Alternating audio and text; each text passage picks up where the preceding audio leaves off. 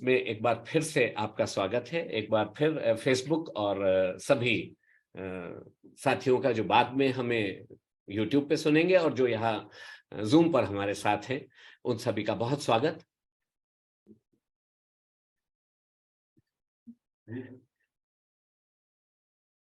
Doctor जीवन शुक्ल जी का स्वागत मैं करना चाहूंगा, जो हमारे साथ कन्नौज से उपस्थित हैं।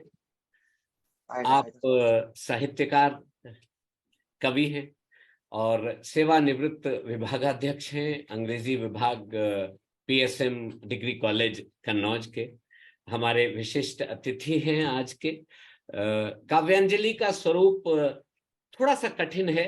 ना ये कोई सेमिनार होती है, ना ये काव्य पाठ होता है, ना ये विशिष्ट अतिथि से केवल परिचर्चा होती है। तो जो पहली बार इसमें आए होंगे उनके लिए थोड़ा सा इसको स्वीकार करना और ग्रहण करना आसान नहीं होगा, लेकिन अगर आप आत्मा से और हृदय से इसको सुनेंगे तो आपको आनंद आएगा। सिर्फ आंखों से ही दुनिया नहीं देखी जाती, दिल की धड़कन को भी बीनाई बनाकर देखो। जीवन शुक्ल जी का मैं स्वागत करते हुए, अभिनंदन करते हुए, प्रणाम आपको। रमेश जी के साथ जो समय आपने बिताया, उस समय, उन यादों के बारे में आप जो भी कहना चाहें सर, आपका स्वागत है। माइक्रोफोन आपके पास है। प्रियांशु जी, आप मदद प्रणाम सर। प्रणाम। आपने बहुत अच्छा कार्यक्रम संचालित किया जी। और मैंने पुराण शब्द का विनोद में प्रयोग किया था। अरे सर, मैं तो आनंद में मैं तो मैं तो उस पे इतना मुस्कुरा लिया कि आपने अपने और आपकी बात से, क्योंकि मेरा रमेश जी के कारण, अपने ननिहाल के कारण कन्नौज में, मकरंद नगर में बचपन का बहुत समय बीता है। तो वहां का जो ये लहजा और बात करने की जो एक आनंददायक आत्मीय वो है, उसे तो मैं यहाँ चंडीगढ़ में सीमेंट के शहर में बहुत मिस करता हूँ सर। तो आनंद आ गया आपने ये जो बोला। तो अच्छा, पुराणों को लोग गलत लेते हैं। अरे वाह पुराणों में वाह, किसी व्यक्ति के विषय में विशद चर्चा होती है क्या बात। और उसके तमाम बिंदु छुए जाते हैं। आपने अपने वक्तव्य के माध्यम से उनकी तीनों कृतियों का उल्लेख किया और सबसे बड़ा काम किया जो लोग नहीं करते हैं, वो ये कि उनकी महत्वपूर्ण रचनाओं का पाठ किया। रचनाओं का पाठ करते समय जो आपके अंदर भावोद्वेलन था, वो ये बताता था कि आप व्यक्ति से ही नहीं, उसके कृतित्व से भी प्रभावित थे। और दोनों चीजों का समन्वय जब प्रकट होने को आ जाए तो शब्द वेणु मुखर हो जाएगी। क्या स्वाभाविक है। बात।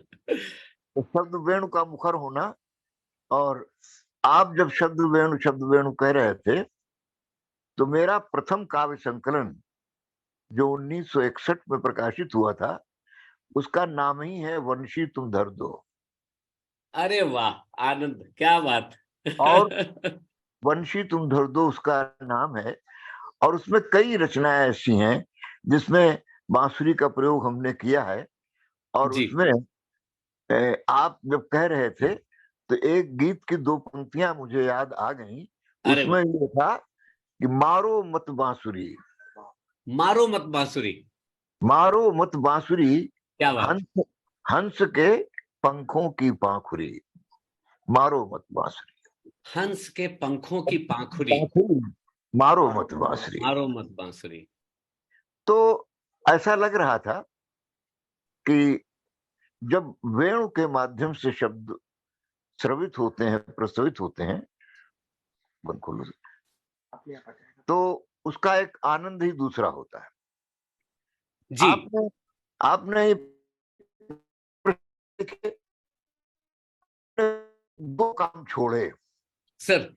आपने केवल रमेश तिवारी कहा। उनकी पहचान रमेश तिवारी विराम से है। जी। और दूसरे ये है कि मैंने उनको रमेश तिवारी वीरान के रूप में देखा था। अब सर बस आप इस बात को आगे बढ़ाएं, मैं तो प्रतीक्षा में ही हूं, क्योंकि आपने उनके दोनों रूप देखे हैं, मैं तो उनके पहले रूप में बहुत छोटा बच्चा था। तो उन्होंने हमारा उनका जो सबसे पहला परिचय हुआ था, तब वो वीरान फरखाबादी अपने को बताते थे और इंदौर में काम करते थे। तो मैंने, जब वो यहाँ आए और उन्होंने अपना नाम बदला राम किंकर जी के कहने से, तो मैंने उनसे एक बात कही थी। मैंने कहा, भाई तुम्हारी वीरानगी में विराम लग गया, अब तुम्हारे प्रस्फुटित होने का काल है। और उसी काल का परिणाम ये था कि इतनी कृतियां आ गई। आज ये कृतियां अगर हमारे बीच में न होती तो हम उस विभूत के जी सृजनात्मक स्वरूप से वंचित हो जाते। जी देखिए, उनमें कई गुण थे। एक तो मैं आपको, अगर परिवार के रूप में देखा जाए, जी तो मैंने ऐसा व्यक्ति नहीं देखा जी जिसे आचरण में ये प्रमाणित किया हो कि वो उस युग में जी रहा है जिस युग में राम, भरत, लक्ष्मण और शत्रुघ्न थे। ये मैं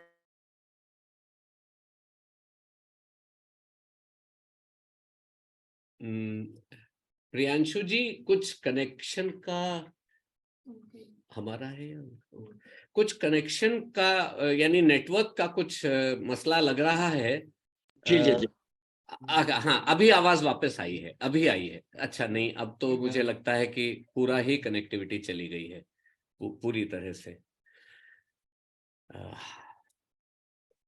तो हम जब तक जीवन जी से ये तार यानी बेतार का तार दोबारा जुड़ता है, तब तक आप रमेश जी की कोई और रचना सुन लीजिए, क्योंकि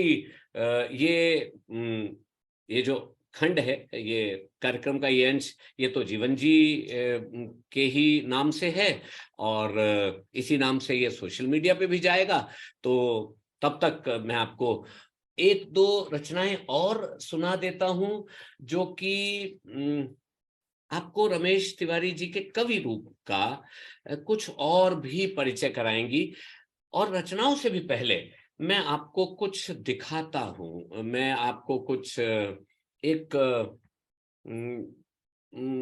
ये दिखाऊं कि रमेश जी के व्यक्तित्व को आप जान सकें, उनके योगदान को भी आप बेहतर जान सकें। ये उनका एक और रूप था जो कवि से इतर था। आप ये देख रहे हैं हमारा कन्नौज, ये एक कन्नौज महोत्सव 2000 की स्मारिका है। मैं आपको आपके पास, हाँ प्लीज करते रहिएगा, है ना, थैंक यू। मैं आपको इस स्मारिका, ऐसे ऐसे न जाने कितने काम उन्होंने किए हैं, लेकिन आपको मैं ये दिखा दूं। ये हमारा कन्नौज स्मारिका, कन्नौज महोत्सव 2000 जी। ये उसका स्क्रीन पे आपके साथ, आपके सामने आ गया है स्क्रीनशॉट। और आगे बढ़िए, हाँ थैंक यू। ये तो स्मारिका का लोकार्पण हो रहा है, माननीय पर्यटन मंत्री कर रहे हैं, और रमेश तिवारी विराम जी साथ में खड़े हैं, यानी आपके स्क्रीन पे दाहिनी ओर रमेश तिवारी जी खड़े हैं। और ये आप देख रहे हैं संपादक मंडल। तो प्रधान संपादक प्रोफेसर रमेश तिवारी विराम कन्नौज, और बाकी तो आप जानते हैं औपचारिकताएं होती हैं। आप वहां नहीं, पीछे जाएंगे आप प्लीज। हाँ, नहीं बच्चे, पिछली अगली स्लाइड पे जो मैं बोल रहा हूं वहां कर्सर, हाँ, सो दैट सब देख जी। ये नाम आप पढ़ पा रहे हैं, रमेश तिवारी विराम जी, और बाकी संपादक मंडल है। अब मैं थोड़ा सा, जब तक अगर जीवन शुक्ल जी आ जाएंगे तो प्रियांशु जी प्लीज, अपूर्वा जी आप बता दीजिएगा, मुझे पता नहीं चलेगा तो मैं बात को वहीं रोक के जीवन जी को माइक दे दूंगा। मैं आपको इसमें मैं आपको थोड़ा सा, जो आपके स्क्रीन पे है, हाँ है, हाँ जो आपके स्क्रीन पे है, वो मैं थोड़ा सा आपको बताना चाहता हूं कि एक प्रधान संपादक के रूप में वो किस तरह से योगदान करते थे। और उनका जो दृष्टिकोण था वो क्या था। तो स्क्रीन पे तो शायद बहुत छोटा है, पर मैं आपको पढ़ के सुना सकता हूं। पुरातत्व संग्रहालय कन्नौज में आपका हार्दिक स्वागत है। हमारा पुरातत्व संग्रहालय एक रचनात्मक सांस्कृतिक संस्था है। आइए आपको संग्रहालय का दर्शन कराएं।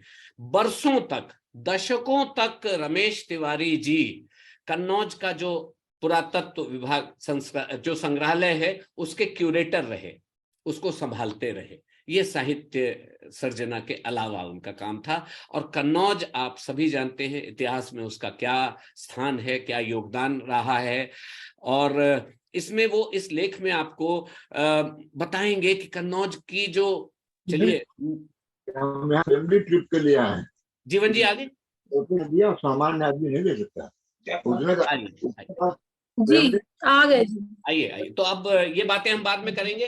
रमेश तिवारी जी के जो इतिहास में उनका योगदान रहा, पुरातत्व में योगदान रहा और संस्कृति के क्षेत्र में उनका योगदान रहा। अभी हम जीवन शुक्ल जी के पास पुनः चलते हैं। जी आइए। जी सर, आवाज आ रही है? हाँ आ रही है साहब, बिल्कुल आ रही है, बिल्कुल। आइए आइए, स्वागत स्वागत। बोलिएगा। नहीं, मुझे लगता है फिर से कनेक्शन टूट गया है। नहीं, फिर से कनेक्शन टूट गया है। अपूर्वा बताइएगा क्या वो हैं अभी? हाँ शो तो हो रहे हैं लेकिन आवाज नहीं आ रही है। नहीं, वीडियो ऑडियो नहीं ऑन है। दीदी आवाज आ रही है? हाँ अब आई आवाज। जी जी बोलिए। जी जी जी दादा। हेलो, सुनाई पड़ रहा है पूर्वा? जी सर, जी सर सुनाई। आपकी आवाज आ रही है।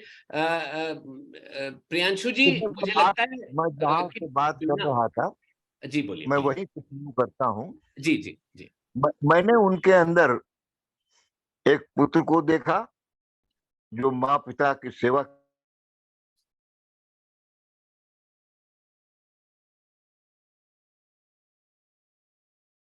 नहीं, कनेक्टिविटी का ही कुछ मसला है।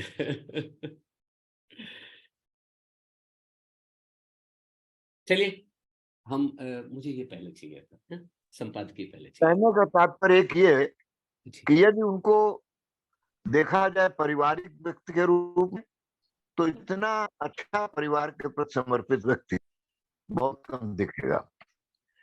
और विद्वान तो वो थे ही, हिंदी के प्राध्यापक थे और मृदुभाषी थे, बहुत शुद्ध और अच्छे आचरण के व्यक्ति थे। हमारा उनका एक लंबा साथ रहा। क्योंकि आयु में मुझसे बहुत छोटे थे, इसलिए मैं बहुत पहले रिटायर हो गया और बाद में रिटायर हुए। तो आज मुझे बड़ी प्रसन्नता हुई, और प्रसन्नता इस बात पे और हुई, ज्यादातर पिता के अधूरे सपनों को पूरा करने की आशा लड़कों से की जाती, लेकिन यहाँ अपूर्वा ने जो काम किया, मैं उस लड़की को कितने साधुवाद दूं, प्रशंसा करूं उसकी, वो कम है। वो हमेशा अपने पिता के स्मरण में रहती है। और उसने जब मुझसे कहा कि इस प्रकार का कार्यक्रम है, तो मुझे बड़ी प्रसन्नता हुई। जो आपने शुक्ल जी ने जो कविताएं सुनाई अपने मामा की, उन कविताओं से स्वयं सुनने वालों को पता चल जाता है कि वो चिंतन में कितने गहरे थे, और उनका गहराई का चिंतन इतना प्रबल था कि उनके बोले हुए शब्द अपने आप में स्वयं वाक्य बन जाते थे।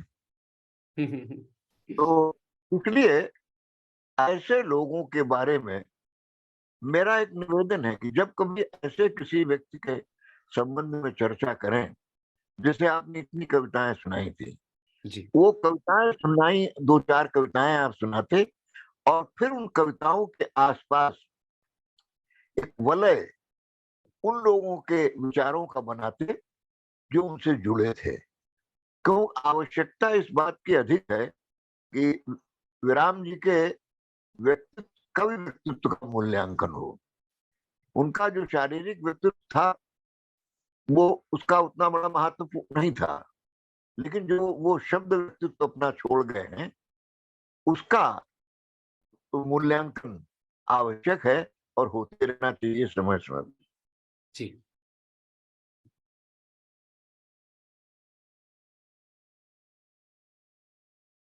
जी सर, बहुत बहुत आभार सर आपका। और मैं ये एक आपसे निवेदन करना चाहूंगा कि अभी आप हमें कुछ और भी प्रसाद रूप में अगर उनके कवि व्यक्तित्व से इतर जाके उनका जो रमेश तिवारी के रूप में व्यक्तित्व था, एक सहकर्मी के रूप में, जैसा आपने बोला, एक पारिवारिक जीवन आप उन्होंने कितने जिम्मेदारी और आत्मीयता के रूप में जिया, तो ऐसे कुछ संस्मरण या अपने उनके साथ की कुछ यादें आप और साझा कर सकें तो वो हमारे लिए बहुत कीमती होंगी।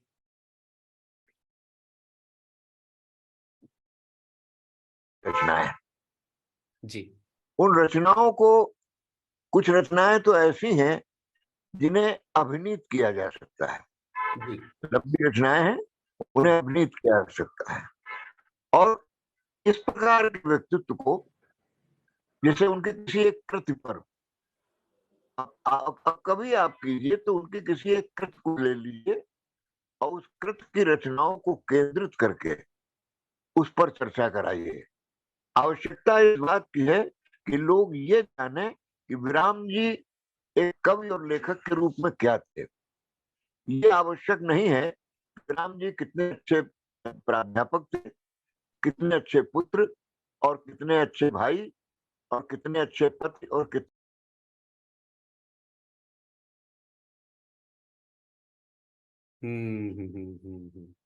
नहीं, कनेक्टिविटी का बहुत बहुत मसला है। अच्छा, इस मोमेंट पे, इस समय में रमेश जी से जुड़े हुए और जो आत्मीय स्वजन हैं उनको लाना चाहूंगा माइक्रोफोन पे, और चाहूंगा कि एक एक करके आप भी अपने मन में जो उनकी एक छवि है या उनका क्या मूल्य है आपके निकट, उस पे जरूर कुछ कहें। मैं प्रबोध कुमार पांडे जी से निवेदन करूंगा कि आप उनको अपनी यादों में कैसे देखते हैं, थोड़ी देर में कुछ शब्दों में हमें जरूर बताइएगा। प्रबोध कुमार पांडे जी उनके भांजे हैं और इस समय पुणे से हमारे साथ हैं, जबलपुर रहे, यानी रमेश जी की बड़ी बहन श्री सुश्री ओम शांति पांडे जी के सुपुत्र। दादा। भाई मैं ये कहना चाहता हूँ, मैं सभी सुधीजनों को नमस्कार। मैं ये कहना चाह रहा था कि अगर हम मामा जी के व्यक्तित्व के बारे में बात करेंगे तो बाकी के जो लोग उनके साहित्य के बारे में जानना चाहते हैं उनको लगेगा ये कि ये तो पारिवारिक कार्यक्रम हुआ जा रहा है। नहीं, ऐसा बिल्कुल नहीं, ऐसा बिल्कुल नहीं है। फिर ठीक है, हाँ, फिर तो ठीक है। देखिए, मामा जी का हमारा जो पारिवारिक संबंध या व्यक्तिगत संबंध है वो अपनी जगह है, लेकिन जो साहित्य में जो हम लोगों की रुचि है या अध्यात्म में जो रुचि है वो मामा जी के कारण है। बस यही मैं जानना चाहता हूँ, यही। अब इसमें दादा उनका मामा होने का कोई बड़ा वो नहीं है, ये तो हमको ये प्रसाद मिल गया, आपको और हमें। हाँ। तो ये मामा जी के साथ हम लोग जो जुड़े हैं वो बचपन से जुड़े हैं, क्योंकि हम लोग कन्नौज में ज्यादा बचपन गुजारा है। मामा चूंकि दमोह में थे। हेलो दादा, आपने ध्यान दिया होगा कि मैं जानबूझ के मामा कहने से परहेज करके रमेश तिवारी जी ही बोल रहा हूँ, जिससे सबको लगे कि हम उनका एक ऑब्जेक्टिव, जैसे कहें कि मतलब सब्जेक्टिव बात नहीं कर रहे हैं, ऑब्जेक्टिव मूल्यांकन भी हो रहा है। तो साहित्य तो उनका सभी को मालूम ही है। तुमने भी चर्चा की इमरजेंसी के समय, तो उनकी बहुत प्रसिद्ध कविता थी, नेता हूँ जी हाँ मैं नेता हूँ, जिससे भाषण देने से पहले थोड़ी सी पी लेता हूँ। कादम्बनी में थी और उनके पीछे पुलिस पड़ गई थी। उस जमाने में दमोह में हुआ करते थे वो, दमोह जबलपुर के बहुत नजदीक है। तो उनका स्थानांतरण सीधी कर दिया गया हाँ, था। सीधी कर दिया गया था।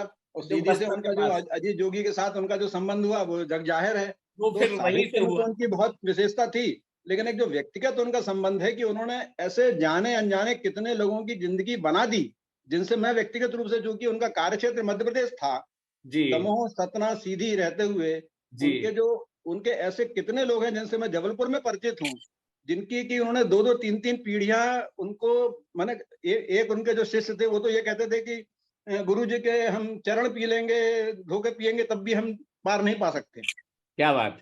ऐसे ऐसे माने 3 पीढ़ियों से तो मैं मिला हूँ जबलपुर में उनके शिष्यों से। जी जी श्यामाचरण प्रसाद मुख्यमंत्री जब से थे, उनकी पत्नी और उनकी बेटी दोनों को पढ़ाने जाया करते थे। उस जी जमाने में मैं उनके साथ भोपाल गया, तो वह व्यक्तित्व तो उनका था ही जो विनोबा से प्रभावित था। जी उसके बारे में तो कोई चर्चा ही नहीं हो सकती है। जी साहित्य का जो परिचय था वह, चूंकि मैं साहित्य से बहुत ज्यादा लगाव नहीं रख पाया जी जितना रख सकता था, तो लेकिन उनका साहित्य तो जग जाहिर है और बहुत ही अच्छा है। उनको हमारी तरफ से, हमारे परिवार की तरफ से बहुत बहुत श्रद्धांजलि। अन्य लोगों से अब आप चर्चा करें क्योंकि लोग नाराज होंगे। बहुत बहुत आभार। तो ये तो मैं बिल्कुल नहीं चाहता था कि ऐसा लगे कि ये कोई पारिवारिक बातचीत है, लेकिन हाँ, नहीं, आपने जो उनसे ग्रहण किया वो सुनना तो बहुत जरूरी है। और ये बहुत अच्छा रहा तुमने जो कार्यक्रम किया, इस पे एक बार और पुनः करो, फिर बताएं हमें। बहुत अपन बहुत करेंगे। शुक्रिया। तो ठीक। आज ये है कि बहुत विशिष्ट जो अतिथिगण और है उनसे भी हम सुनेंगे, और फिर अगर आज बातें पूरी ना हो पाई, कविताएं रही हाँ, जाएंगी बहुत सारी, तो हम एक और कार्यक्रम में रमेश तिवारी विराम जी, मेरे मुंह से विराम निकल नहीं पाता है, हाँ, नहीं तो निकलता। अब जिसको अब आपत्ति हो तो हो, मैं तो उन्हें वीरान फर्रुखाबादी ही जानता हूँ। तो भाई मानस पर उनका जो काम था वो तो बहुत दिनों तक हो ही नहीं पाया। वो तो अद्भुत। उन्होंने जो लोग उनसे जुड़े उनको शायद मालूम हो कि जी 3 बार उन्होंने रिसर्च करने, पीएचडी करने की कोशिश की। जी जी आल्हा पे भी उन्होंने काम किया। आल्हा आल्हा उनके पे मुंह से सुनकर, मैंने अद्भुत जबलपुर में रह के उनके मुंह से आल्हा सुना है जो अच्छे लोग गा नहीं सकते कई लोग। अद्भुत अद्भुत अद्भुत। आल्हा तो उनका बहुत विचित्र है, उनका बहुत सुंदर है। क्या बात।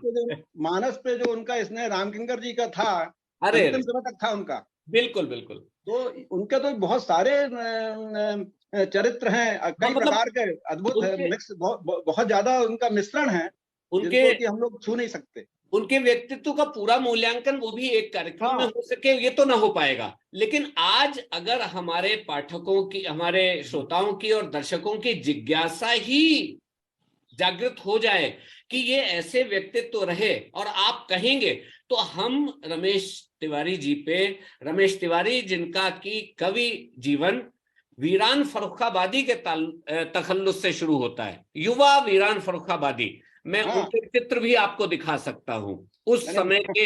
हाँ, उस समय के चित्र आपको बड़ा आनंद आएगा उन चित्रों को देख के कि कैसे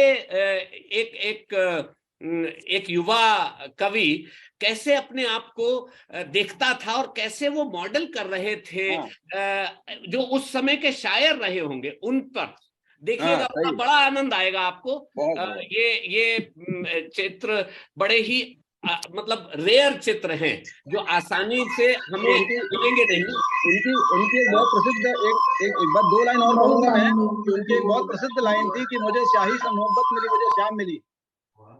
दोबारा बोलिएगा दादा, कहीं से नॉइज आ गई थी, आप रिपीट कर उनका दीजिएगा। उन्होंने मैं हमेशा याद कर लेता हूँ उनको उस लाइन पे। वो हमेशा कई बार वो सुनाया था उन्होंने कि मुझे स्याही से मोहब्बत थी, मुझे शाम मिली। क्या बात।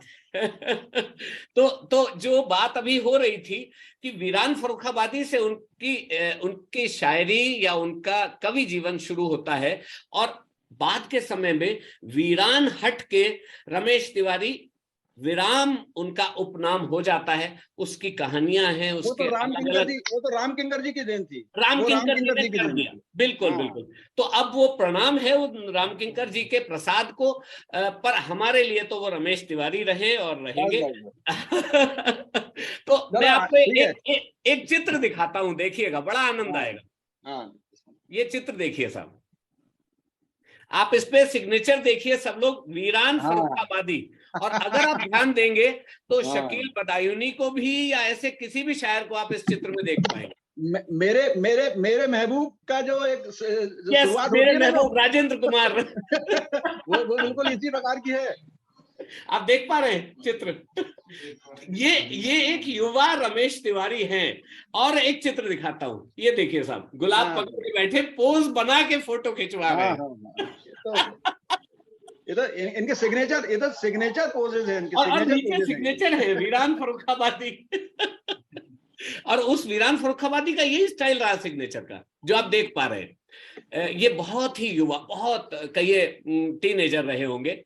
और ये जो है, ये कहीं मंच से कविता पाठ करते हुए, हाँ, हाँ। बड़े ओज के साथ, आप देखिए क्या आभा है चेहरे पे, क्या ओज है और क्या बॉडी लैंग्वेज है। तो ये कुछ चित्र मैं आपको दिखाना चाह रहा था। और अब मैं प्रबोध ठीक है। पांडे जी का, यानी रमेश जी के बड़े भांजे प्रबोध पांडे जी, जो उनसे बहुत कुछ ग्रहण कर चुके हैं और बहुत इस धरोहर को संजोए हुए हैं रमेश जी की, उनका धन्यवाद करते हुए आभार, मैं आभार, आभार है। दादा प्रणाम, आभार आपका। मैं समझता हूं कि अवनी कुमार दुबे जी ने हाथ, मैं चाहूंगा कि अवनी दुबे जी के पास माइक्रोफोन ले जाऊं। आपका नाम नहीं, माफ कीजिएगा, अवनी जी नहीं, किन्हीं ने हाथ उठाया था, 5D9E ऐसे करके कोई नाम आ रहा है। जी जी, आप कुछ कहिएगा, हम आपको देख नहीं पा रहे हैं। जी जी, बोलिएगा। नहीं, आपकी आवाज नहीं सर, आपकी आवाज नहीं आ रही। नहीं आ रही। नहीं, आपसे एक निवेदन है कि आप नहीं, आप रुक जाइए। आपसे एक निवेदन है कि आप लॉग आउट करके दोबारा लॉग इन कीजिएगा, तो शायद इस समस्या का समाधान हो जाएगा। और थोड़ा सा मैसेज में भी बता दीजिएगा कि मैं पहचान नहीं पा रहा हूं, कि आपका नाम भी लिखा हुआ नहीं आ रहा है। तो एक बार दोबारा कोशिश कर लीजिएगा लॉगिन करने की। और जिन साथियों तक अभी बात नहीं भी जा पाएगी, तो हम जब कार्यक्रम को आगे बढ़ाएंगे, मैं माइक्रोफोन लेके आपके पास जरूर आऊंगा। आप चिंता नहीं करें, प्लीज, आप चिंता नहीं करें। तो मैं इस समय अवनी कुमार दुबे जी से निवेदन करना चाहूंगा, जो लखनऊ से हमारे साथ जुड़े हुए हैं।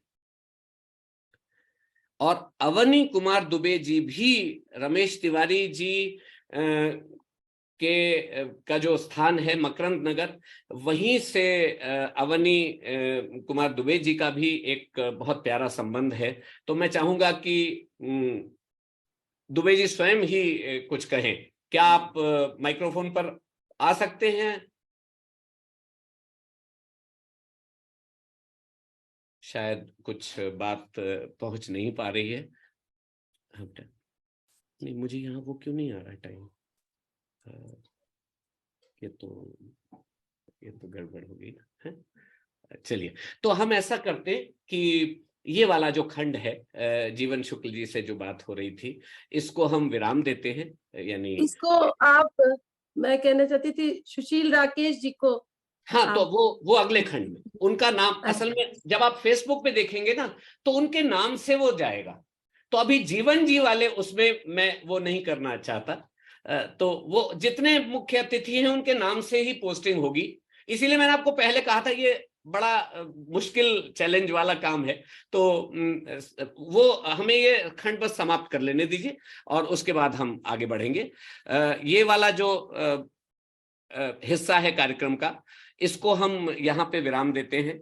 और हम आभारी हैं जीवन शुक्ल जी के, जिन्होंने हमें अपनी रमेश जी के साथ अपनी स्मृतियां भी साझा की, और उनके व्यक्तित्व और उनके कृतित्व पर एक काफी गहरी दृष्टि के साथ हमें कई ऐसे पहलुओं से अवगत कराया। डॉक्टर जीवन शुक्ल जो कन्नौज से हमारे साथ जुड़ रहे थे, और किन्हीं कारणवश टेक्नोलॉजी की जो समस्या रही, हम उन्हें पूरा नहीं सुन पाए। पर हो सकता है आज नहीं तो फिर रमेश तिवारी जी पे एक और कार्यक्रम होगा, तब हम उनसे और संस्मरण सुनेंगे। आप रमेश जी के सहकर्मी रहे और बहुत सारा जीवन का समय उनके साथ बिताया। इस खंड को हम यहीं विराम देते हैं। और फेसबुक के साथ